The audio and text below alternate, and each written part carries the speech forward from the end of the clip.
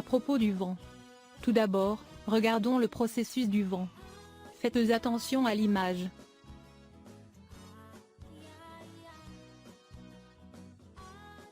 Le vent est causé par le mouvement de l'air. Le mouvement de l'air se produit en raison des différences de pression atmosphérique.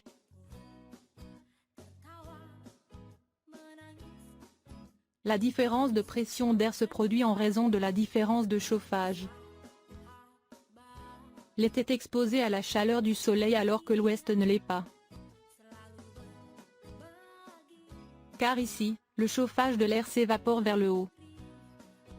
Donc la quantité d'air qui presse la surface de la Terre, ou la pression atmosphérique au minimum, parce qu'une partie de l'air s'évapore. Rappelez-vous encore le processus de pression d'air. S'ébailler puis se déplacer en partie vers le haut et en partie sur le côté. Et donner un endroit plus frais. Ici la pression est plus car l'air ne s'évapore pas. La quantité d'air qui y passe est très sous pression. C'est la pression d'air maximale. Mouvement de l'air de la pression maximale à la zone de pression minimale. C'est ce qu'on appelle le vent. Par exemple, ici à Jakarta et ici à Bekasi. Le matin, à l'est, le soleil se lève en premier. Automatiquement moins la pression en premier. Ensuite, le vent se déplacera de Jakarta à Bekasi.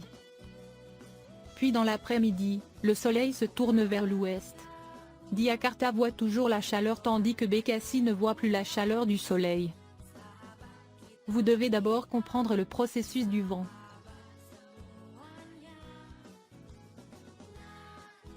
Continuez sur la signification du vent. Selon les chiffres de Buibalo, il a dit que le vent est de l'air qui se déplace d'une zone de pression maximale vers une zone de pression minimale.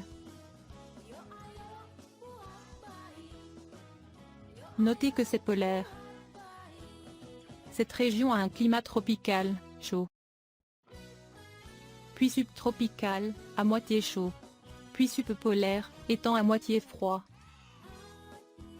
Puis pôle polaire au climat froid. Alors imaginez ces climats froids tropicaux, subtropicaux, subpolaires et polaires. Le soleil toute l'année est sous les tropiques. De toutes ces latitudes, la plus chaude est au milieu ou ici. Par conséquent, l'air qui s'évapore vers le haut est le plus. En conséquence, la pression de l'air est la plus faible. Alors qu'en est-il des pôles? Ici c'est l'inverse. Cool, pas d'évaporation vers le haut. Il en résulte l'apparition d'une forte pression d'air. Donc, pendant 24 heures, le brouillard a rempli la région. Le vent est donc de l'air qui se déplace d'une zone de pression maximale vers une zone de pression minimale.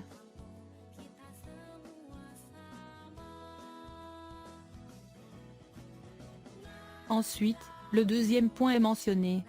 Au nord de l'équateur, tournez à droite et au sud de l'équateur, tournez à gauche. Vue de la direction du vent. La déviation du vent est causée par la rotation de la Terre qui crée la force de Coriolis. C'est la force qui provoque des déviations dans la direction du mouvement dû à la rotation de la Terre. Si la Terre est en corps, cela arrivera. Il a donc été prouvé que le vent est l'air qui se déplace. Zone de pression maximale à zone de pression minimale. Regardez la photo, c'est une région polaire, puis subpolaire puis subtropicale et tropicale.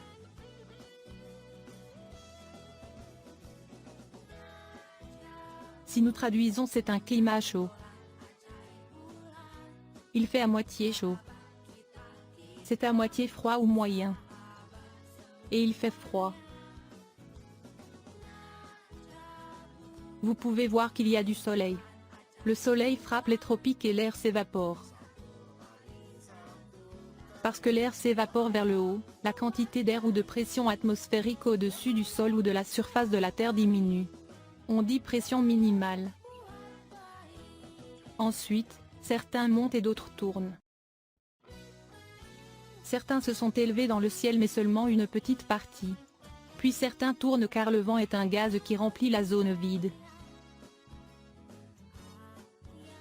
des pôles aux tropiques. Du maximum au minimum. Comme sur Terre qui vint d'abord la poule ou l'œuf. Tel est le vent. Le vent ne manquera jamais à la surface de la Terre à cause du cycle. Ce qu'il faut savoir, c'est que la direction du vent sera différente. Ici, nous allons briser le vent en trois. À savoir, les premiers vents subtropicaux vers les tropiques. Et la seconde du pôle au subpolaire. Et le troisième subtropical à subpolaire. C'est ce qu'on appelle la période tropicale de l'air chaud. Puis rendez-vous dans l'air froid des pôles. Et il pleuvait frénétiquement.